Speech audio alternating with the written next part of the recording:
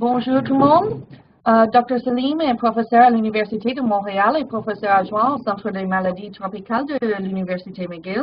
Il travaille également en Bénin et a écrit un manuel sur les maladies tropicales. Whenever you're ready. Ok. Merci. Donc, ça va être la lèpre aujourd'hui. Et puis, vous me dites si vous ne voyez pas où il y a quelque chose. Hein. Alors, la bactérie qui est le Mycobacterium leprae, elle atteint la peau et les nerfs en général. Alors, la lèpre, comme vous le savez, c'est une vieille maladie qui a causé bien des problèmes depuis longtemps. Et la maladie est quand même en train de diminuer, mais ça reste encore une maladie avec beaucoup de stigmates. Donc, comme vous voyez par exemple cette image à droite en haut, il y a un lépreux qui a un petit appareil dans la main qui fait du bruit pour avertir les gens qu'il y a des lépreux qui arrivent pour qu'ils puissent se protéger d'une certaine façon de la contagion, mais c'est évidemment aussi pour protéger eux-mêmes les lépreux parce que sinon ils pouvaient être tués à l'époque. En Inde, on a encore des petits villages de lépreux. Donc, c'est encore une maladie avec beaucoup de stigmatisation associée. Alors, donc, aux États-Unis, il y a quand même les cas, et au Canada, c'est le même phénomène. La plupart des cas, donc je dirais peut-être 95%, 90% des cas sont importés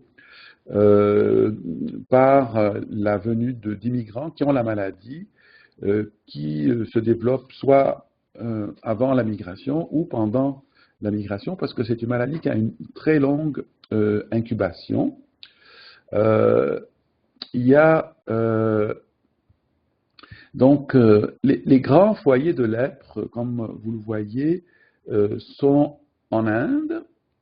Il y a au Brésil, donc en rouge, et il y en a en Afrique, beaucoup, mais pas autant. Mais la distribution en Afrique est plus large, cependant. En Haïti, donc, le problème de la lèpre est bien connu. Il y a même un hôpital qui s'occupe de les soigner. J'ai malheureusement pas eu le temps de fouiller la littérature pour faire le point sur la situation de la lèpre en Haïti, mais elle est bien prévalente en Haïti et c'est important qu'on en parle et que vous soyez un peu familier avec les différentes manifestations de la maladie. Alors, pour la transmission, donc, jusqu'à maintenant, elle n'est pas bien précisée, mais on sait que la voie aérienne est probablement la plus importante. On voit ici sur l'image un frottis de nez. Donc, c'est un simple écouvillonnage qui a été étalé sur une lame et coloré avec la coloration de Zille. Et tout ce qui est en rouge, ce sont en fait des bacilles de Koch. Donc, vous voyez la quantité phénoménale qu'il y a au niveau du nez. Et ces mycobactéries, évidemment, en parlant, en toussant, en éternuant, sont envoyées en l'air et participent donc à la transmission. Il n'y a qu'un petit pourcentage d'individus qui va développer la maladie, même s'ils ont été infectés, donc on dit aux environs de 5% des maladies. Et juste ici, pour vous illustrer, une transmission intrafamiliale, donc le papa a une forme lépromateuse et envoie les enfants qui ont des atteintes moins sévères de forme tuberculoïde, donc pour illustrer la transmission intrafamiliale, probablement par voie aérienne. Le contact a été incriminé, mais dans une beaucoup moins grande mesure.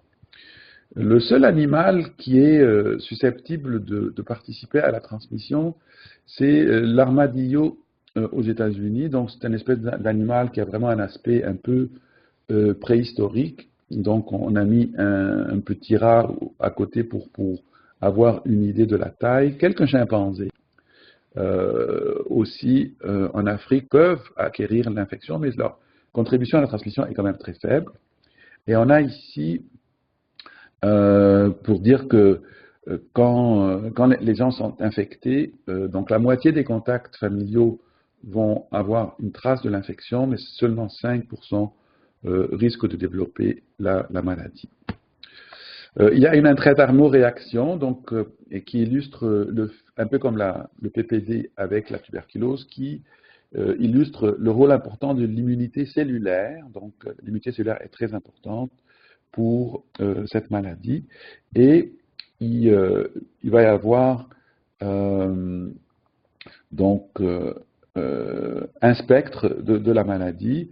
Alors, le spectre est dans un pôle, il y a le pôle tuberculoïde, où les lésions sont en général peu nombreuses et peu extensives, avec une forte immunité cellulaire et un indice bacillaire qui est très faible.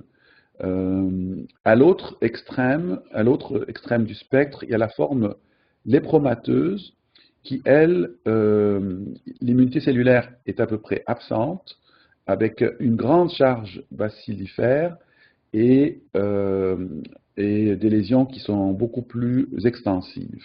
Et on va voir au fur et à mesure de la présentation ces différents pôles avec les formes intermédiaires. Alors, la maladie, les manifestations cliniques, la maladie, elle, commence en général par la forme indéterminée. Comme on avait dit, l'incubation est assez longue, donc de 2 à 5 ans, qui peut aller jusqu'à 20 ans. Certains enfants vont commencer à avoir des manifestations un peu tôt, mais ce n'est pas la règle. Alors, la forme indéterminée, elle va aller soit vers le pôle tuberculoïde ou vers le pôle lépromateux, ou rester inchangée ou guérir spontanément. Donc, en général, on peut avoir quelques macules et le bord de la macule est très peu défini. Donc, parmi les choses importantes à regarder quand on examine une possibilité de lèpre, c'est l'aspect de la lèpre, donc voir si la peau à l'intérieur est de structure normale. L'autre élément à bien regarder, c'est le bord de la lésion, si le bord est bien net et bien défini. Et enfin, c'est s'il y a une perte de pilosité, une perte de la sudation, donc une anhydrose avec la peau sèche, la peau d'aspect vieilli et surtout une peau qui a perdu la sensibilité à cause de l'atteinte des petits nerfs de la peau par la mycobactérie. Donc, dans le cas de la lèpre indéterminée, elles paraissent un peu hypopigmentées sur peau blanche et légèrement érythémateuses. Elles sont hypopigmentées sur une peau noire, tandis que sur la peau plus claire, elles vont être un peu érythémateuses. La texture de la peau, la sensibilité et la sudation sont très légèrement altérées et donc difficiles à détecter cliniquement. En général, je vais vous montrer comment on fait la détection de ces signes-là. Dans la forme indéterminée, les nerfs périphériques sont normaux et habituellement, il y a peu de bacilles lorsqu'on fait les frottis cutanés. Et je vais vous montrer un peu comment on fait les frottis des lésions tout à l'heure. Donc là, vous avez des images, donc surtout à droite, ça illustre bien la lèpre indéterminée. Donc vous voyez des taches un peu hypopigmentées avec un bord plus ou moins net. Vous voyez ici sur la joue de cet enfant une lésion qui est quand même un peu large, mais on n'arrive pas à voir où elle commence, où elle finit, donc le bord est mal défini. Donc c'est un peu l'aspect, donc hypopigmenté, bord mal défini, et en général, la sensibilité n'est pas atteinte. Voici une autre image, donc sur le visage. Et on a une lésion sur la jambe, donc la texture de la peau est la même que dans la peau saine, et vous voyez un petit peu l'aspect. Bon, donc ça c'est la forme indéterminée qui commence la maladie, et on avait dit elle peut aller vers la forme tuberculoïde ou vers la forme lépromateuse, mais parfois, nous, quand le patient se présente, il est déjà sous la forme tuberculoïde. Alors la forme tuberculoïde, en général, il y a une ou plusieurs lésions qui sont hypopigmentées ou érythémateuses, et en général, le bord de la lésion est net, il peut être infiltré, donc, ou maculaire ou papulaire. Donc, la taille, ça peut varier de petites lésions de moins d'1 centimètre jusqu'à des lésions qui couvrent une grande partie d'une région, comme une joue, une épaule ou une fesse. Donc, vous voyez ici, on a une lésion de forme tuberculoïde. Le bord est vraiment bien net.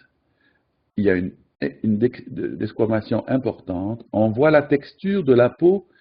Sur l'image, peut-être ce n'est pas la meilleure, mais on voit que l'image que la peau est un peu comme vieillie, un peu atrophique.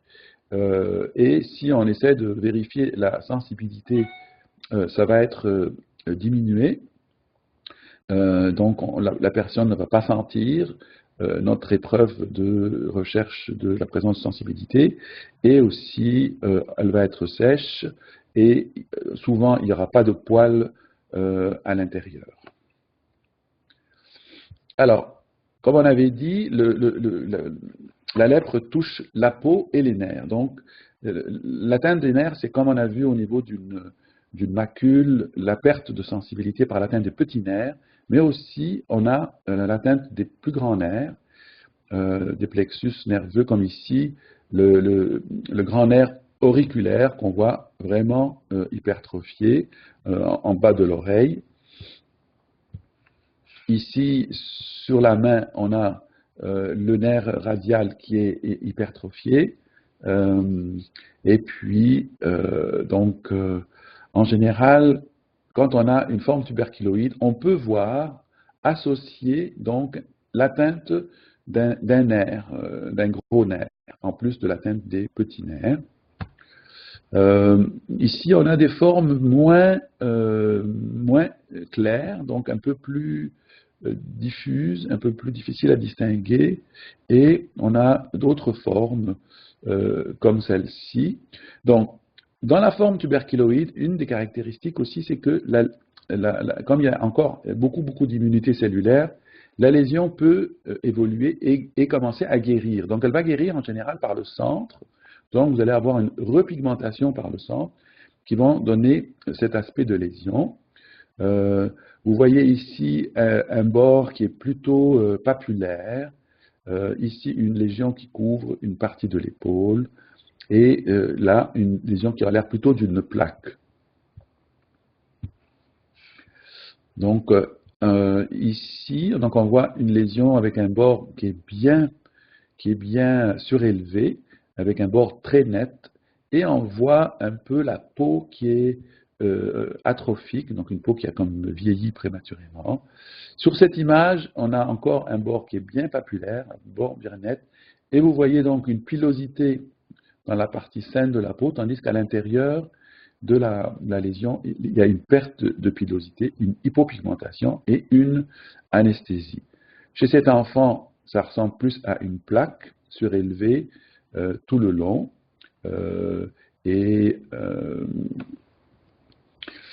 Donc, les lésions de la lèpre, de la forme tuberculoïde peuvent guérir, s'agrandir, et comme on avait dit, le milieu qui commence à se repigmenter. En général, donc à l'intérieur de la lésion d'une forme tuberculose, il y a perte de sensibilité, baisse de la sudation et perte de la pilosité, et parfois on peut palper un nerf à côté de la lésion. Donc un nerf qui est hypertrophié ou sensible devrait nous faire soupçonner la lèpre. Voici quelques autres images que je vais passer un peu rapidement, juste pour que vous voyez un peu le spectre des lésions. Donc une autre lésion au niveau de la main. Hein. Vous voyez l'intérieur de la peau, elle a l'air rugueuse, sèche, tandis que là, ça c'est la peau qui est normale. Ici, qui est bien illustré, c'est la repigmentation par le centre. Ici, on voit une lésion avec un aspect très desquamatif, très sec.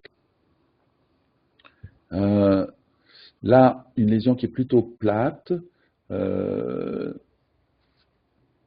Ici, une lésion bien définie, peau sèche, rugueuse, anesthésique. Ici, bord papulaire, l'hypertrophie du nerf grand auriculaire au niveau du cou, une tache plutôt rougeâtre, une plaque surélevée. Voilà. Donc, c'est un peu le spectre de la lésion. Parfois, elles sont quand même petites et discrètes, donc il faut les voir. Puis c'est des lésions qui peuvent rester comme ça des années, sans évoluer. Vous voyez le bord qui est très net, la sécheresse, la desquamation. Encore une fois. Voilà. Ça, c'est des lésions qui sont un peu plus extensives, puis on se demande s'il n'y a pas une forme plutôt intermédiaire. Donc, comme on avait dit tout à l'heure, il y a le pôle lépromateux, il y a le pôle tuberculoïde, et au milieu, il y a le pôle qu'on appelle borderline, donc qui est intermédiaire entre les deux. Alors, ici, une autre lésion au niveau de la joue, une lésion au niveau de la main, une lésion au niveau du visage, qui est quand même assez extensive. Et voilà. Donc, l'aspect un peu typique. Alors, comme on avait dit, il y a le pôle tuberculoïde, il y a le pôle lépromateux, et au milieu, on a la forme borderline. Donc, il y a BB, borderline tuberculoïde et borderline lépromateux. Donc, si on part du pôle tuberculoïde, on va d'abord avoir le pôle tuberculoïde qui est TT, après ça va être BT, donc borderline, ensuite borderline, ensuite borderline lépromateux, et à l'autre extrême, on va avoir le pôle lépromateux, donc LL. On l'appelle aussi dimorphique parce qu'elle a des caractéristiques et du pôle tuberculoïde et du pôle lépromateux, puisqu'elle est au milieu, en fait, et elle peut évoluer vers la forme tuberculoïde ou vers la forme lépromateux, donc elle peut aller d'un pôle ou l'autre, et ils ont une tendance à avoir une atteinte neurologique tôt dans la maladie. Donc ça c'est tuberculoïde. Ici c'est un TT qui semble s'en aller vers le BT parce qu'il commence à avoir des petites lésions satellites. C'est des lésions quand même qui sont extensives. Il n'y a pas de guérison centrale, mais histologiquement c'était encore une forme tuberculoïde. Ok, donc ça c'est une forme BT. En général, on voit que le bord de la lésion n'est pas aussi net que la forme tuberculoïde. Il y avait 3 nerfs, dans ce cas-là, 3 nerfs hypertrophiés, avec des lésions similaires ailleurs sur le corps. Il n'y a pas de guérison centrale, elle est anesthésique et luisante, et l'indice bacillaire était positif. Donc, ici encore, on a une lésion qui peut ressembler à une atteinte tuberculoïde, mais on voit quand même plusieurs petites lésions à côté qui sont des lésions satellites, et il y avait aussi d'autres atteintes ailleurs dans le corps pour indiquer une forme tuberculoïde. Donc, ici, vous voyez les formes tuberculoïdes, borderline tuberculoïdes plutôt, qui sont avec quelques lésions. Le bord n'est pas aussi net, et surtout, l'indice bacillaire est positif. Donc, quand on fait des frottis des lésions, que je vais vous montrer comment on les fait, ils sont positifs. Alors ici, elles sont plutôt maculaires et nombreuses et hypopigmentées, avec quand même un bord pas trop mal défini. Ici, plutôt en plaques, beaucoup de lésions satellites, frottis faiblement positifs. Là, on est dans le pôle plutôt lépromateux. Dès qu'on commence à approcher du pôle lépromateux, on commence à avoir des nodules. Donc, c'est plutôt de l'infiltration de la peau. Et ici, elles sont vraiment nombreuses. Mais c'était comme, j'aurais dû parler de la forme lépromateux un peu plus tard. Ici, donc, borderline tuberculoïde en plaque avec des petites lésions satellites. Ici, c'est plus difficile à reconnaître des lésions qui peuvent passer presque pour une petite folliculite. Ici, un peu, vous voyez, hein, n'ont pas du tout l'aspect de la forme tuberculoïde. Ici, c'est sur la joue. Là, c'est au niveau du dos, avec des belles plaques. Et vous allez remarquer que, en général, le milieu du dos est épargné. Pourquoi? Parce que cette partie du corps est chaude. Et en général, le bacille aime les parties fraîches du corps. Donc, en général, le visage, les fesses, tandis que le milieu du dos, comme il fait chaud, il va être épargné. Ici, on a un prêtre qui avait travaillé dans un hôpital au niveau du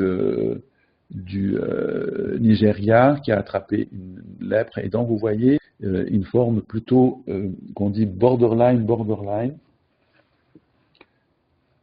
Pardon.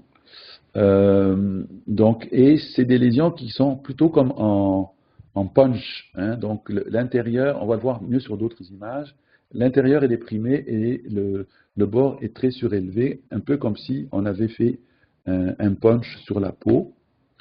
Ici, borderline tuberculoïde, donc vous voyez un bord pas bien net, des lésions satellites, beaucoup moins bien circonscrites que la forme tuberculoïde. Ici, donc, borderline, vous voyez l'aspect en punch, donc la partie blanche c'est la partie déprimée et la partie surélevée avec un bord qui est plutôt large va être surélevé. Cette image encore, on le voit beaucoup mieux. Donc, la partie intérieure est déprimée, la partie autour est surélevée, mais avec un bord très large. Donc, ça, c'est les formes borderline. Ici encore, borderline. Ça ressemble presque à une forme lépromateuse, mais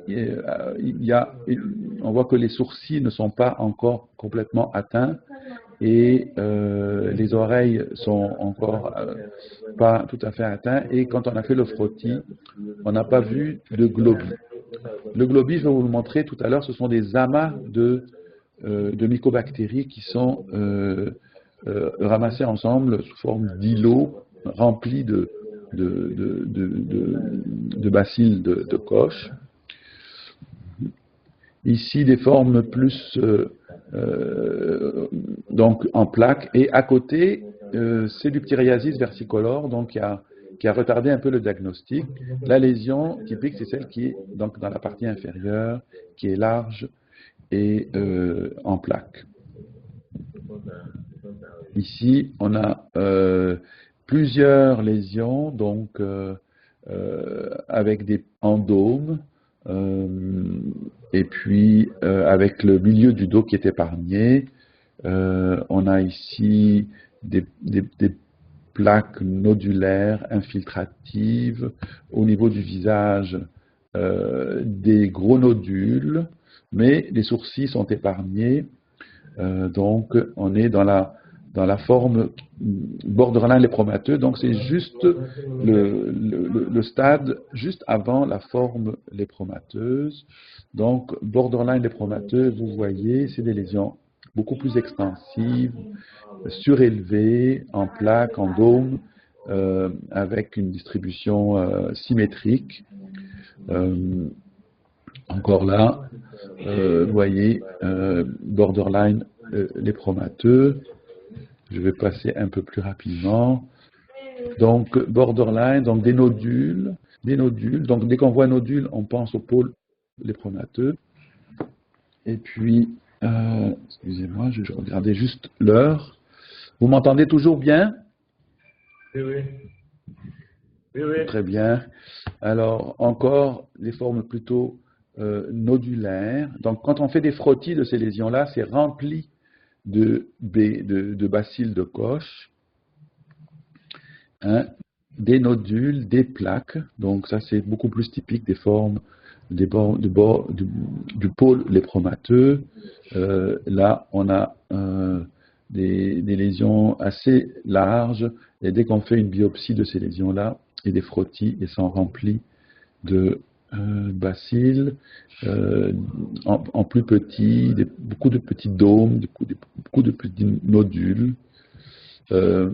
Ici, donc des plaques avec la peau qui est infiltrée de façon diffuse.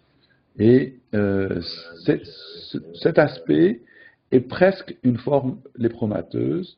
On voit que les oreilles ne sont pas infiltrées et les sourcils sont épargnés. Pourquoi je reviens souvent sur les sourcils? C'est parce que, comme on avait dit, les bacilles attaquent les phanères de la peau, ce qui cause l'anhydrose, donc la peau sèche, et elles attaquent aussi les follicules pileux de la peau qui s'atrophient. Et alors, le seul poil du corps qui n'est pas affecté par la lèpre, ce sont les cheveux. Mais tout le reste est affecté, donc on perd les sourcils, on perd les cils, on perd la barbe, on perd les poils. Maintenant, on va parler un petit peu d'atteinte neurologique avant qu'on tombe dans le pôle lépromateux, donc LL, donc la forme vraiment lépromateuse. Et donc l'atteinte des nerfs fait en sorte qu'il peut y avoir une paralysie, une névralgie ou une perte de sensibilité dans le territoire du nerf atteint. Alors, par exemple, si on a une atteinte du nerf cubital, on va avoir l'extension des IPP et la flexion des IPD, donc qui va donner ce qu'on appelle la claw deformity ou la main du prédicateur. Je vais vous montrer des images. Il y a la main tombante, donc c'est la paralysie radiale, mais qui est une main tombante fixe avec une flexion des 3 premiers doigts. Et il y a la flexion des 3 premiers doigts dans l'atteinte du nerf médian et le steppage dans le cas du sciatique poplité externe. Donc il y a aussi une atteinte du nerf facial, et quand on a une atteinte bilatérale, donc on voit ici le monsieur qui n'arrive pas à fermer les yeux à cause de l'atteinte des nerfs faciales, il y a un aspect qu'on dit antonin. Puis, il faut noter que l'œil est très vulnérable chez le patient lépreux pour 2 raisons. C'est qu'il peut y avoir l'atteinte du nerf facial qui fait que l'œil ne peut pas se fermer, donc il peut y avoir une kératite d'exposition. Mais il y a aussi l'atteinte du 5, donc il y a une perte de sensibilité de la cornée, ce qui fait que la cornée peut se blesser. Et donc ces 2 facteurs ensemble font que les cas de cécité chez les lépreux ne sont pas rares. Ok, attendez, je vais juste aller directement au nerf. Donc, alors l'atteinte des nerfs par ordre décroissant sont le cubital, le sciatique poplité externe, le nerf facial, le radial, le médian et le plexus cervical superficiel. Et ce qui est à noter, c'est que ces nerfs sont atteints plus que les autres nerfs du corps. Pourquoi? Parce qu'ils sont tout près de la surface de la peau, donc ils sont à des endroits plutôt frais de la peau, et ça permet au mycobactérium de se multiplier à ce niveau-là. C'est pour ça qu'on va choisir les endroits pour examiner le patient, donc les endroits où les nerfs passent tout près de la peau, et je vais vous montrer une illustration de ça tout à l'heure. Donc vous avez ici donc le grand auriculaire, ça c'est la griffe cubitale qu'on dit de l'atteinte cubitale, et ici c'est un nerf hypertrophié, donc le nerf poplité externe qu'on palpe très bien. Donc ici on n'arrive pas à faire la position entre le pouce et l'annulaire, donc vis-à-vis, à cause de l'atteinte du nerf. Ici on a l'hypertrophie du radial qu'on voit ici, et là on a une main avec ce qu'on voit ici qui est comme une brûlure. En fait les gens se brûlent parce qu'ils ne sentent pas, donc souvent ce sont soit des cigarettes ou d'autres sources de chaleur. Donc on a l'atteinte cubitale, ici l'atteinte cubitale avec un ulcère, donc secondaire à la brûlure parce qu'il y a une perte de sensibilité, et la griffe cubitale encore là. Donc ça, c'est plutôt l'atteinte du nerf radial. Donc on voit l'extension au niveau du 3 doigts, et il y a en même temps une atteinte ulnaire, donc du nerf cubital. Ici, la déformation, oups, excusez-moi.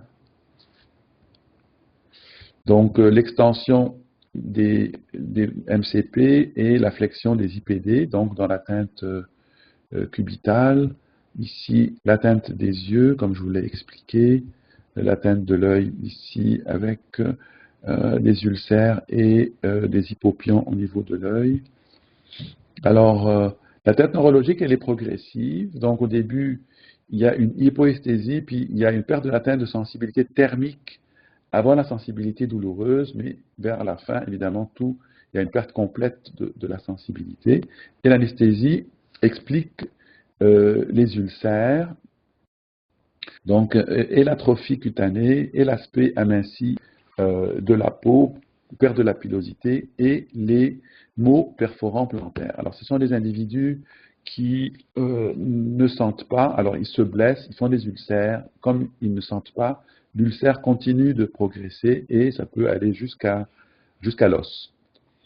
Et on a ici un patient qui est très mutilé à cause de la lèpre, donc il y a une perte des doigts et des tarses du pied et de la main.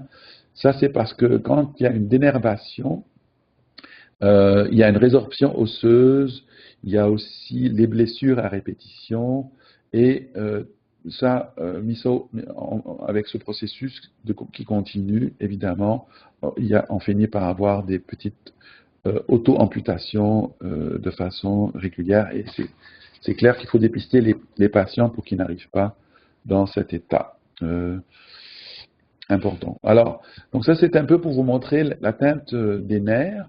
Maintenant, on va regarder le pôle lépromateux. Donc le pôle lépromateux, c'est là où le bacille se développe et se multiplie de façon importante. Il n'y a pas d'immunité cellulaire. Alors, au début, c'est plutôt des macules, puis après, elles vont s'infiltrer et on va avoir des nodules. Et puis, elle va se faire beaucoup aux endroits frais du corps, comme le visage, les fesses, la face dorsale des extrémités. Alors ici, on a un visage infiltré complètement. Donc, vous voyez aussi qu'il y a une perte des sourcils. Et cet aspect du visage très infiltré va donner un aspect comme un lion, donc un faciès léonien. Et il y a la madarose, donc la perte des sourcils. En général, la perte des sourcils va commencer par le pôle plutôt distal ou nasal et aller vers le pôle oculaire ou proximal. Donc, voici la madarose, donc parce qu'il y a une perte de la moitié du sourcil. Et il y a la lèpre de Lucio. Ça, c'est une forme un peu particulière qu'on voit surtout chez les gens de descendance latino-américaine. Et elle est plutôt d'un type vasculitique. Donc, il y a une vasculite cutanée associée. Et ça va donner des lésions un peu nécrotiques, comme on voit chez ce patient. Ici, c'est des anciennes illustrations pour vous montrer. Ça, c'est des patients qui sont plus récents. Donc, vous voyez l'aspect très nodulaire des lésions. Donc, plein de gros nodules. Vous voyez le visage, des gros nodules, perte des sourcils, l'infiltration des oreilles. Ça fait plein de critères pour parler de forme lépromateuse. Donc, vous voyez l'infiltration des oreilles, la perte de sourcils et des lésions qui infiltrent la peau sur une grande surface. Ici, elles sont plutôt maculaires, et là, elles sont plutôt nodulaires et extensives. Là, vous voyez des aspects nodulaires importantes, infiltratives au niveau du visage, au niveau des membres. Ici, les oreilles qui sont bien infiltrées, la perte des sourcils, l'oreille bien infiltrée, la perte des sourcils et des plaques importantes. Là, encore. Et ici, on a une atteinte des os du nez, donc avec un affaissement de la base du nez, des nodules, voilà, donc les différents aspects de la forme lépromateuse. Je passe un peu vite, mais c'est pour que vous ayez une image du spectre de la forme lépromateuse. Et évidemment, on ne veut vraiment pas arriver à cet état où la personne est franchement mutilée avec une atteinte de la sphère ORL, donc l'écrasement du nez, une atteinte de sa trachée, avec, elle a dû avoir, et de son larynx, elle a dû avoir une trachéostomie. Ici, on voit dans l'atteinte donc des muqueuses, l'infiltration du palais. Ça peut ressembler à une leishmaniose muqueuse et il peut y avoir donc des perforations du palais. Ici, c'est des nodules au niveau du septum. Ici, pour montrer la perte osseuse et l'ostéolyse et la résorption osseuse, les maux perforants à cause de l'anesthésie atteinte et donc les plaies, les ostéomyélites, les infections, les ulcères, les brûlures parce qu'on ne sent pas, maux perforants plantaires, et même il peut y avoir des granulomes osseux qui contribuent aussi à l'atteinte mutilante, mais sous traitement, ça guérit bien. Brûlure de cigarette qui a mené au diagnostic. Et donc, vous voyez ici, c'est le frottis nasal d'un patient lépromateux. Donc, vous voyez, ça, c'est les globies. Donc, c'est les amas de BK. Il y en a des quantités vraiment importantes. OK. Donc, des formes très mutilantes. Alors, la perte de sensibilité dans la forme lépromateuse, au début, elle n'est pas présente, mais à force que la maladie avance, elle va être un peu comme dans le cas du diabète. Donc, elle va atteindre de façon diffuse les nerfs périphériques des mains et des pieds et qui vont contribuer à la perte de sensibilité. Il y a une atrophie testiculaire avec gynécomastie. Encore une fois, une gynécomastie chez un homme avec la forme lépromateuse, nodules dans l'œil. Et rarement, l'atteinte est limitée aux nerfs sans atteinte cutanée. Bon, on va parler maintenant des réactions lépreuses. Et alors, il y a deux types de réactions lépreuses. Il y a la réaction de réversion et il y a l'érythème noueux lépreux. Donc, la réaction de réversion, c'est simplement un réveil de l'immunité cellulaire, un peu comme le syndrome de reconstitution immunitaire avec le sida, donc le IRIS. Et le patient passe d'un pôle où l'immunité cellulaire est faible et elle commence à se réveiller. Donc, il passe à un pôle plus du côté tuberculoïde. Donc, en général, ça va être plus des formes intermédiaires, comme les borderline, qui vont aller vers le pôle tuberculoïde, et plus rarement des formes lépromateuses qui vont aller vers le pôle plus tuberculoïde. Alors, elle va être fréquente chez les patients avec le VIH parce qu'on sait que chez eux, qui ont la co-infection, on sait que comme sous trithérapie, ils vont récupérer leur CD4, ils vont récupérer leur immunité cellulaire et ils vont commencer à réagir contre les BK qui sont dans la peau. Et donc, on voit, comme on a dit, on les voit plus chez les formes borderline. Alors, les lésions qui sont plutôt quiescentes des formes borderline, tout d'un coup vont devenir rouges, inflammatoires, douloureuses et surélevées. Là, le patient va vous consulter, il me dit, je ne sais pas qu'est-ce qui se passe, mais mes lésions qui n'étaient pas comme ça, là, elles deviennent rouges et inflammatoires. Évidemment, c'est à cause de la réaction, du réveil de la réaction inflammatoire. Il peut même y avoir des nouvelles lésions qui apparaissent. C'est probablement des lésions qui étaient subcliniques qu'on ne voyait pas. Et avec la réaction inflammatoire, elles deviennent visibles. Et le danger, c'est que cette réaction, ce réveil de l'immunité peut se faire aussi à l'intérieur du nerf. Donc, il va y avoir un afflux de cellules inflammatoires, une réaction inflammatoire de l'édème. Malheureusement, le nerf, comme il est dans une gaine, ne peut pas s'expandre. Alors, s'il y a cette espèce de gros édème, ça va faire compromettre la circulation vasculaire à l'intérieur du nerf et il peut y avoir des nécroses donc de nerfs et à ce moment-là une perte complète de fonction. C'est pour ça que quand on a une réaction de réversion, c'est une urgence dans un nerf et il faut donner les corticoïdes comme on va le voir dans le traitement. Donc vous voyez ici des aspects un petit peu inflammatoires, de l'édème, des lésions qui étaient beaucoup plus plates, qui tout d'un coup deviennent rouges de façon aiguë. Encore là, avec de la desquamation, de l'hyperkératose, de l'édème. Ici, il y a des nouvelles lésions que le monsieur a décrites qui n'étaient pas présentes au début de son traitement. Donc ça, en général, elles apparaissent le plus souvent sous traitement et elles n'apparaissent qu'une seule fois. Ici, on peut avoir un peu de nécrose. Ok, donc un aspect plus inflammatoire, desquamatif. Donc les réactions de type 1 ou de réversion. Voilà. Le problème, quand ça arrive chez les patients qui ont la forme de Lucio, ça provoque carrément des énormes ulcères parce que c'est déjà vasculitique. Et si on augmente la réaction inflammatoire, les vaisseaux sont atteints et vous voyez comment ça peut avoir cet aspect épouvantable chez un patient qui a la lèpre de Lucio. Ok, donc ça c'est la type 2. Ici, c'est une dame qui avait ça avant la grossesse et après la grossesse, elle a eu un réveil de son immunité et elle a fait une réaction de type 2. Voilà. Ok, alors ça, c'est ça plutôt les réactions de type 2. Donc ici, c'est, voilà, j'ai mon texte ici.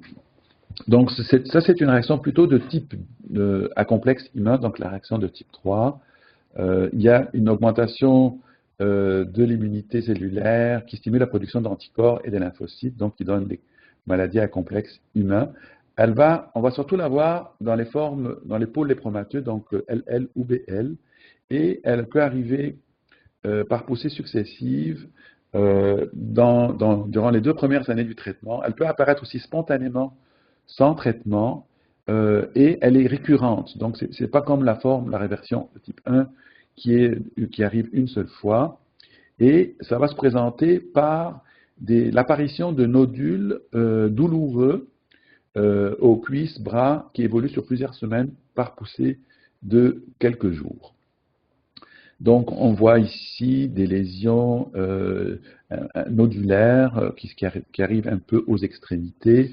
Vous voyez, il y en a certaines qui peuvent être flicténulaires, avec des fois de l'ulcération. Donc, vous voyez plein de nodules inflammatoires qui apparaissent. Donc, c'était des lésions qui n'étaient pas présentes et qui apparaissent avec de l'édème. Donc, ça ressemble vraiment à notre érythème noueux classique qu'on voit avec la tuberculose ou d'autres maladies. Donc, des gros nodules inflammatoires. C'est une maladie systémique. Donc, en plus de l'érythème noueux et les nodules, les patients vont avoir des symptômes de fièvre, d'atteinte articulaire, arthralgie, arthrite, des uvéites, épididémites, glomérulonéphrite. Il peut y avoir aussi des atteintes neurologiques. Et c'est une réaction qui est beaucoup plus sévère, beaucoup plus chronique, beaucoup plus difficile à contrôler, et certains patients peuvent en mourir. Donc, pour le diagnostic de la lèpre, en général, c'est l'examen physique, on fait les frottis, et on essaye d'y penser. Alors, on regarde les nerfs, donc ça c'est le territoire de sensibilité du nerf médian, du nerf cubital, et le nerf radial c'est sur le dessus de la main, et on regarde l'atteinte cubitale, on peut même provoquer une douleur en faisant la flexion du nerf. Ça c'est la position normale entre le pouce et le 5e doigt, ça c'est la position en cas d'atteinte cubitale, donc on n'arrive pas à mettre le pouce par-dessus, mais on arrive qu'à le mettre par le côté. Et ça, ce sont les endroits où est-ce qu'on va palper les nerfs, donc le facial, l'auriculaire, le radial, le poplité externe, le tibial postérieur, et le médian. Donc, ce sont des endroits où les nerfs sont juste sous la peau, d'où leur prédisposition à l'atteinte. Donc, le pied tombant fixe et l'atteinte du nerf facial, et ici, le pied tombant. Donc, la sensibilité de la cornée, on l'évalue au moyen d'un coton, et la sensibilité tactile, on la vérifie au moyen d'un coton, et le patient nous dit s'il sent quand on touche ou pas, la palpation des nerfs, la palpation du nerf cubital ici. Et pour les frottis, donc il faut en faire 6 frottis différents. Donc ça, c'est les instruments que vous avez besoin. En général, on fait une incision au niveau de la peau. Là, par exemple, en général, on fait systématiquement les lobes de l'oreille. On fait le frottis du nez et on fait les frottis sur les lésions cutanées. Alors, on fait l'incision. Après, on garde les doigts pincés pour empêcher qu'il y ait du sang. On fait une petite incision superficielle et avec le dos du bistouri, on ramasse le suc qui sort et on l'étend sur une lame, comme ça. Donc on le met sur la lame et après on fait la coloration de Zille et on regarde la recherche de bacilles de Koch. Ici, c'est un frottis cutané qui est fortement positive pour la biopsie, évidemment. Donc, vous voyez ici les globies et les bacilles de Koch individuelles. Ici, on a sur la biopsie l'infiltration des bacilles de Koch dans les cellules de Schwann de la gaine du nerf. Et bon, là, c'est un peu d'histopathologie. Je ne suis pas très très bon, mais elle est différente dans le pôle tuberculoïde. Il y a une réaction plutôt granulomateuse, tandis que dans le pôle lépromateux, c'est plutôt des infiltrats. Alors, il y a des cellules qu'on dit spumeuses qui sont en fait farcies de BK. Ici, donc le test à la lépromine, si on l'a, le seul endroit où est-ce qu'on peut cultiver le BK, c'est dans le coussinet des pattes de la souris. Et je ne sais pas si j'ai le temps de... Là, il est déjà 9 heures. Je pense que je vais arrêter ici et peut-être pour le prochain cours que je vous donnerai, je parlerai du diagnostic différentiel, du traitement et de la prévention. Je pense qu'il y a matière à un cours complet. Voilà. Je suis ouvert pour les questions.